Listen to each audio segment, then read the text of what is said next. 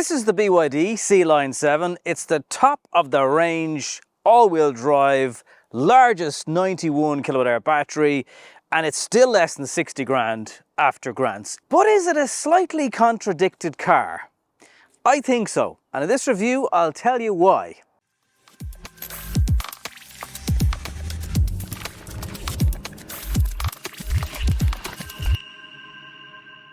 In fact, you don't need to go anywhere near the 56,490 price tag of this car. You can get one from 45,500 euro plus delivery. And depending on paint colour, Atlantis Grey is a zero charge, but Polar White, Space Black and Indigo Grey are all 1,100 euro options. You get 19, you can get 20-inch alloy wheels, and you can get a single motor or dual motor. And this thing is ridiculously quick in a straight line. But is it as good in corners?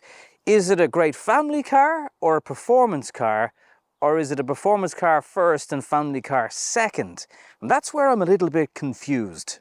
It's not a small car, it's just over 4.8 meters long. The wheelbase is very generous, it's just over 2.9 meters.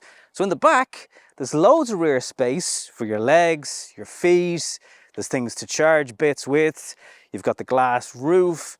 These BYD cars come with absolutely everything. You're kind of left wanting for nothing. There's 3 different trim levels, starting with comfort, going up to excellence. There's this ducktail effect on the spoiler. A lot of numbers and letters here to tell you how fast it is to 100 kilometers an hour. The button for the electric tailgate is under here. And it's a generous boot, 520 litres. You can pull this way. You can pop that out. You've got underfloor storage for the cables. You can actually drop that down about 1.5 inches as well, maybe 2 inches. You need a bit more space. You've got the speakers in the back. You've got lights. You've got nets. All the things, and a good wide opening for getting bits in. So the rear is absolutely perfect for family use. Bit of a delay on that boot release, but sure luck. Maybe it had a late night. Let's talk about facts and figures. So BYD spend about 5 billion a year on research and development. I don't know if there's any other company that can compete with that. The amount of cars they're building, you can put up every sales figure you want and BYD will probably be on top. So why are they a company that make ADAS, for example, so complicated? Every time you start up this car, and starting up has been a bit of an issue this week, I'll get to that in a second, you've got to go into, well, depending on what order you want to do, right? So you'll go to ADAS first, and then driving assist has one single thing on it, one. Then you go into safety assist, and that's where all your other bits, your blind spot, your door opening warning from in front of cyclists and pedestrians, all that stuff, right?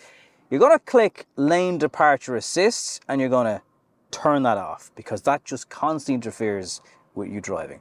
And then you're going to swipe down into, you leave cross traffic collision, all that stuff on, traffic sign recognition. So there is intelligent speed limit information, and if you turn that off, the display still tells you what the speed limit is on the road you're on, but it still beeps. So you've got to turn off traffic sign recognition, and then it won't beep at you. But there's more. So there's a driving monitor system up here. It's in the A-pillar. A lot of cars are coming with this. Now, none of these things are exclusive to BYD, I just want to say, but no one really makes them as complicated. So you've got the driver monitor. Where do you think that might be? You think it might be in ADAS or somewhere easy to get? No, it's in vehicle. And then you go to a menu called comfortable use. No, it's not comfortable use. It's cabin perception. I mean, I'm driving this car a week and I'm still confused. Cabin perception, okay. Driver monitoring system, driver fatigue warning, and driver distraction warning. There's 3 different menus, but you can turn them all off by just doing that. And now everything's off and the car won't beep at you. And it will take, 20, 30 seconds, but it's every time you drive. And I get the cars have to have this. I get these are EU regs, but they have made it so difficult. When that lane departure or speed, anything like that kicks in if you leave it on, it mutes the audio you're listening to every single time. Like 5 seconds apart. Audio up, audio down. Audio up, audio down. It will leave you kind of going, shh. Shut up! Shut up, please. On a positive note, they have integrated Spotify now. So you can basically QR code your account, plays through here. It's doing nothing with your phone. And your recently used tab is here. And that's handy. You've got karaoke. You've got all these fancy things that does anyone actually use. 50-watt charging plate down here. It's air cooled. The one beside it looks like it could also be for charging devices, but it's not. It's just for putting a device. So if you're not charging, you can pop it there. You've got 2 levels of regen braking. There is a little switch here to bring you to a shortcut for that. If you want to do it on the screen, that's energy. It's energy. It's energy. Regenerative braking intensity, standard or larger. Range display mode, standard or dynamic. There's quite a bit of information here, but it looks nice. You know, the whole thing is presented well. It feels nice. It feels premium. It feels fine. They've got lots of storage stuff. There's lots of clever bits, but the ADAS is just very, very confusing. On the 12-volt battery, or maybe it's the key fob, I'm not sure. A few times this week I've got in, I've hit start, stop, and nothing would happen. I had to lock the car, unlock the car, and then it got going. And I had some DMs from people who have had BYDs, not necessarily this car, but they've had Sealions and things, and they haven't seen them in a few weeks because they've been at the dealership while they figure out what's going on with either the discharge in the battery, or is it the key? It could be just simply the battery in that key. So I don't want to say it's this car. I do know of another journalist who had a separate issue, a similar issue in a separate car, where it was like as if the battery's low and it doesn't realize this is in the car. There's only 1,600 kilometers on this car. So you wouldn't expect this to be low. That's me being honest. More affordable versions of the car get 150 kilowatt charging. You can precondition the battery to get the right charging speed when you get to your fast charger. And the more expensive versions get 230 kilowatt charging. Some people will say that's not fast enough. By our standards, certainly in Ireland, perhaps the UK, I don't know, let me know. I think that's still fine. It's about maintaining that charging curve. Even with 60+% yesterday, I still had this car at about 120 kilowatt, which is obviously not 230, but when it gets to that part of the charging curve, that's fair enough.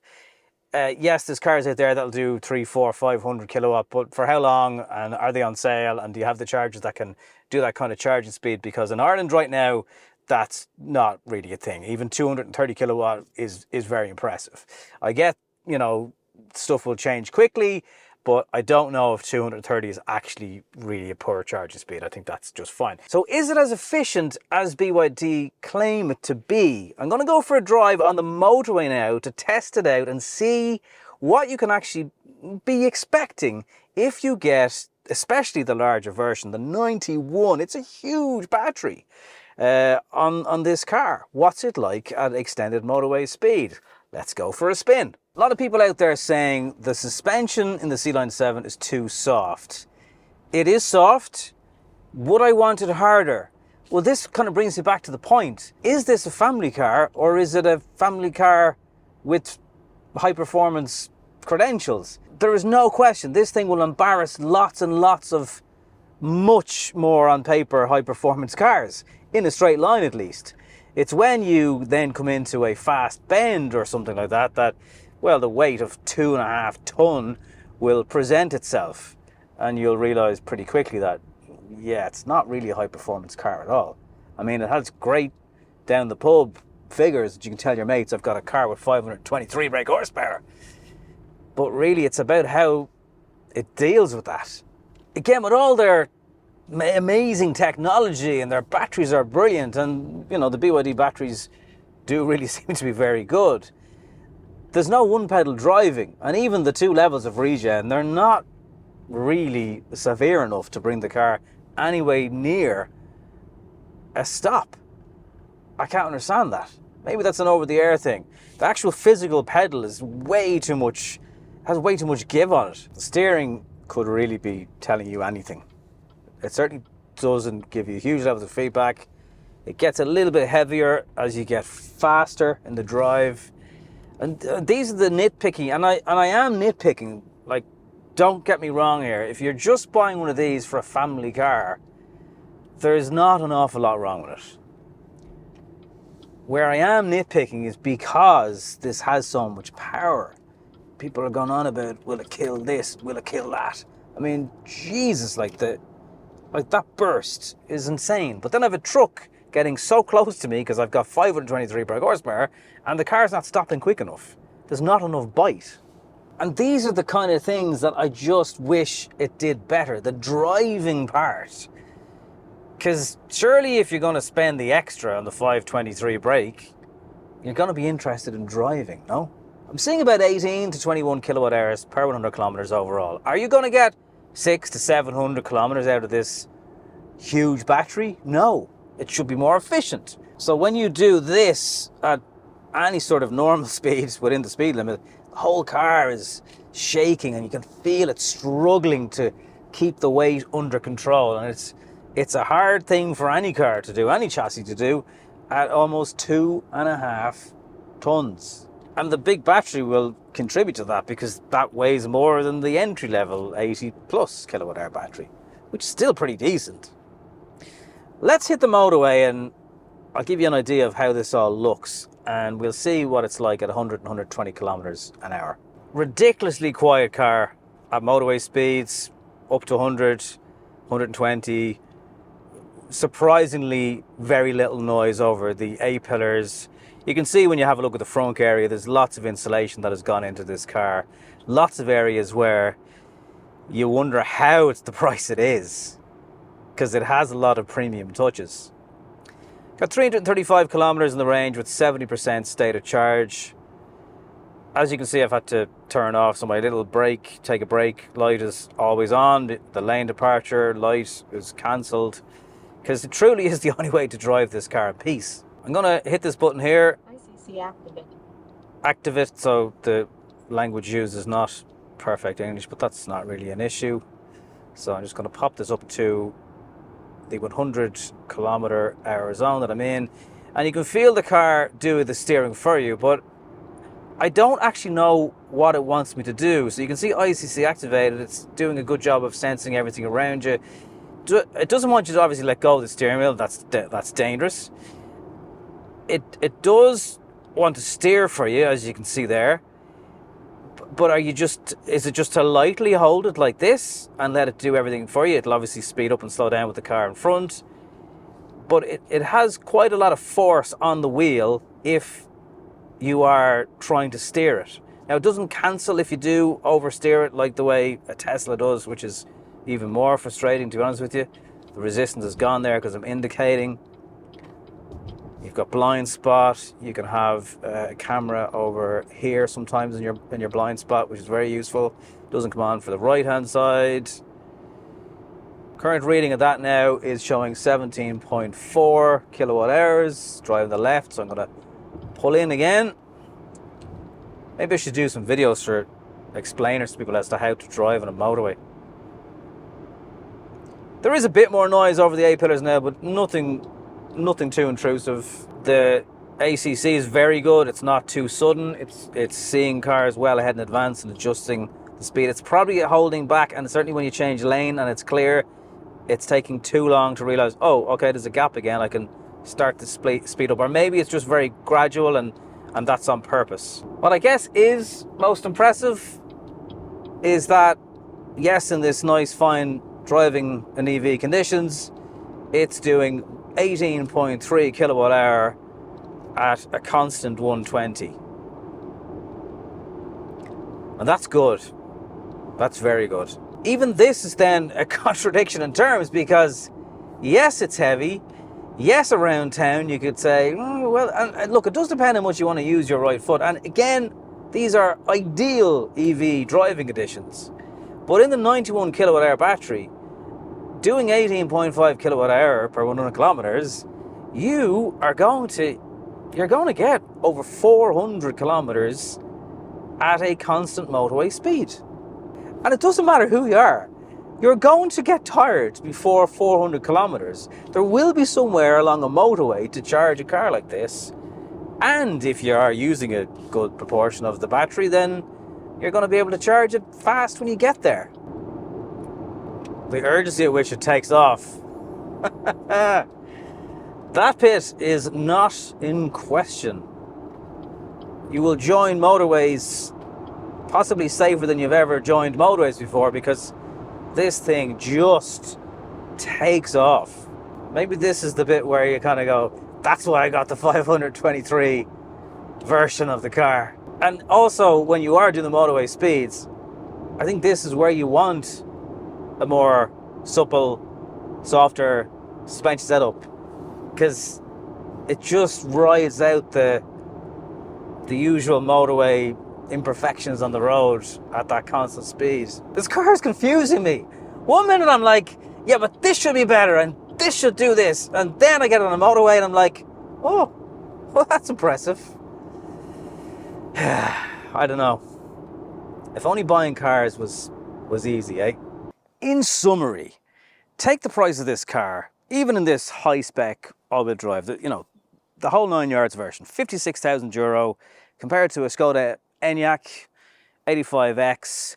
You'll have a bit of a bigger boot in the Skoda, just about, doesn't have 523 brake horsepower. But the people that say, oh, the Chinese, BYD, they're going to kill everybody, I just don't see that in this car. It is a really good family car. It's a comfortable car. Does it need 523 brake horsepower? No, because there's so many characteristics of it that aren't set up to be a 523 brake horsepower car.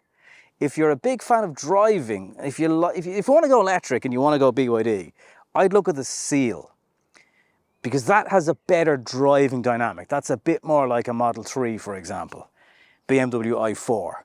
This is not that car. It's a very comfortable family cruiser, but don't be confused and misled by the power output, essentially, because it can't be all things to all people, and I think maybe it's trying to be. Let me know what you think. Please get involved in the comments down below. Please like the video if you have enjoyed it and I've helped you today. Thank you very much for watching. I'll see you next time.